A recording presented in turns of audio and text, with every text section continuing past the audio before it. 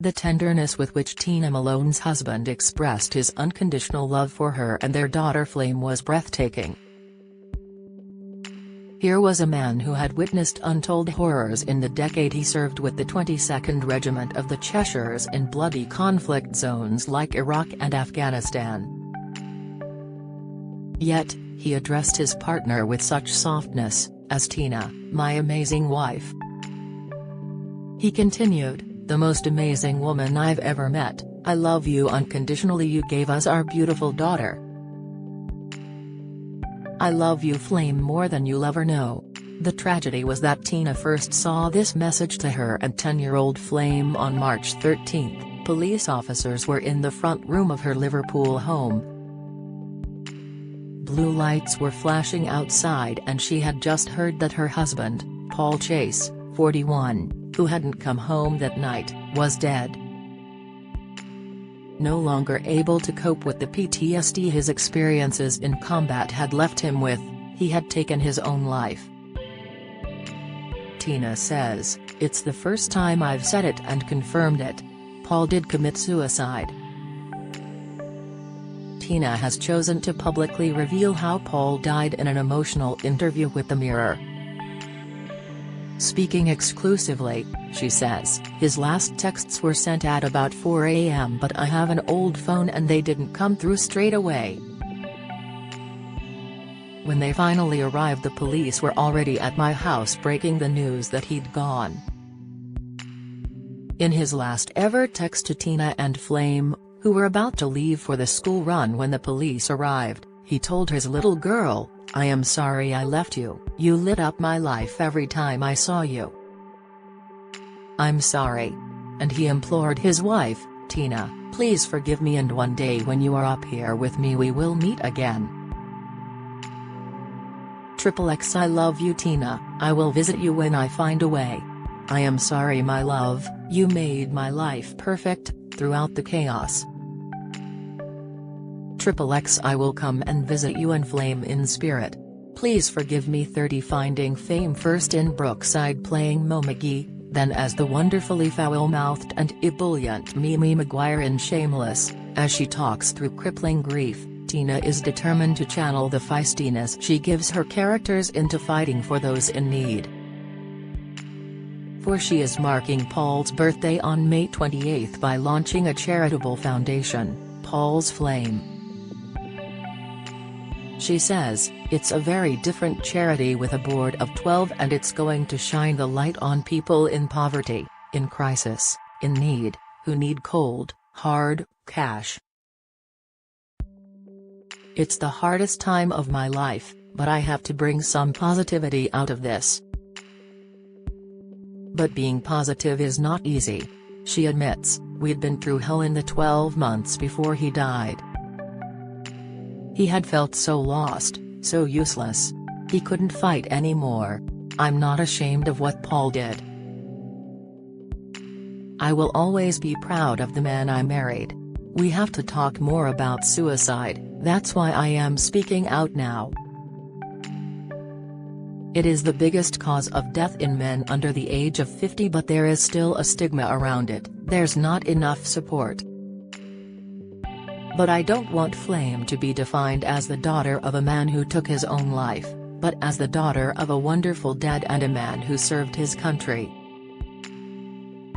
Nicknamed Chevy by Army pals thanks to his surname Chase, Tina lights up when she remembers how she met Paul at a fitness boot camp in 2009.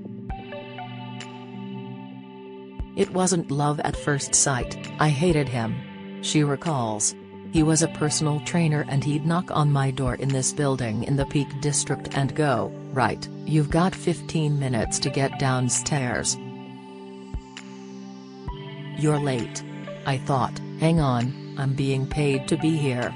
If I don't want to go whitewater rafting I don't have to. He got on my nerves so much that after 3 days I thought, that's it, I'm going home. But persuaded to stay on, the relationship began to thaw.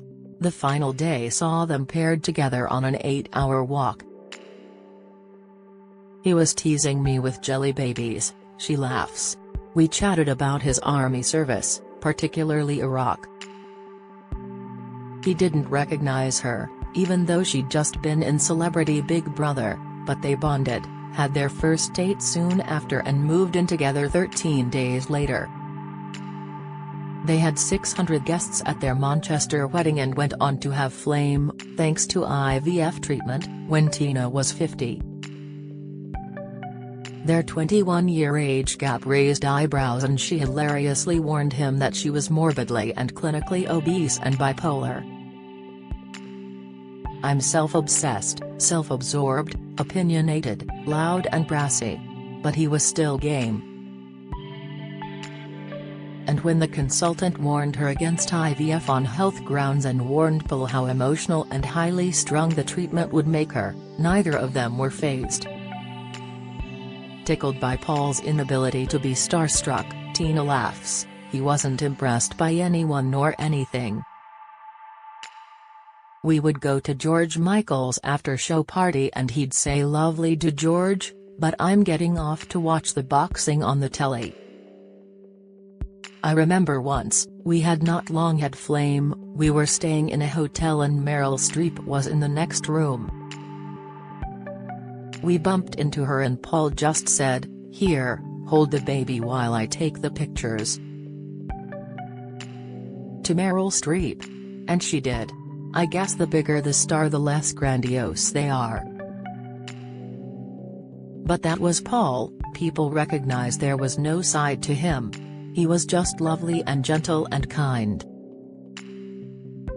A devout Catholic, Tina, who has overcome a drink problem and depression, recalls him as an incredible dad to Flame. She says, "He was hands-on. He bathed her, fed her and made her scream laughing. Yes, there were times when, if I was away, he'd send her to ballet class in her gym kit. That's blokes for you, but the older she got the closer they grew." Sadly, though, Paul's inner demons began to emerge and he self-medicated with drink, drugs and even smoking, which he'd never done before. Diagnosed with PTSD 3 years ago, Tina blames the horrors of war, saying, "If you've been at war and you can't count how many people you killed, how do you come back from that?" He loved the army but it left him scarred. He had been working with a community care program for troubled teens, but that dried up. He stopped going to the gym and she says he went from a one glass of red wine sort of bloke to drinking bottles of anything. Taking anything from prescription drugs to cocaine, borrowing money and lying, he became so difficult to live with that they briefly split up, but soon reconciled. As Tina says, the love was always still there.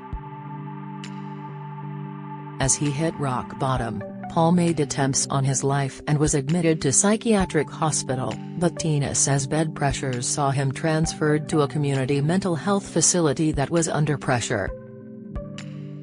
He also received help for veterans battling addiction and worked with the Block, a community interest group which helps armed forces veterans. Sadly, it wasn't enough. According to figures for suicide rates among armed forces veterans, compiled by the Office for National Statistics, in 2021, the most recent year, deaths by suicide among male veterans aged 35 to 44, Paul's age group, per 100,000 were higher than those in the general population, with 33.5 deaths, compared to 18.8 among non-veterans. Sounding exasperated, Tina says, "Years ago, if you tried to commit suicide, whether you were in prison or on the street, they'd take you in, put you in a cell with a straitjacket on. They did everything to stop you from committing suicide. Nowadays they don't. I wonder why that is. I wonder why no one stops you." Sadly, Tina and Paul argued the day before his death, although, as usual, they made up. He'd been concerned about being a drain on her. But he made a meal for Flame that night and kissed Tina, saying "see you later" before he left. Hours later he was dead, she says. Many of his former Army colleagues attended Paul's funeral. His military dress hat was placed on the flag-draped coffin and the last post was played. At home, his toothbrush remains in the bathroom, his coats are still hanging up and his gym bag remains in the hall. But Tina is acutely aware that the man she loved, who wrote those final texts with such tenderness, is never coming back. She says, "I miss him touching me, I miss his dancing, kissing me in the living room to make Flame go ugh. I don't think I will ever stop crying and I will never ever love or be loved like that again. But we had more in 15 years than some people get in a lifetime together. I cling on to that." To find out about mental health support for veterans, go to Icarus, or for urgent help call the Samaritan's 24-hour helpline on 116,123.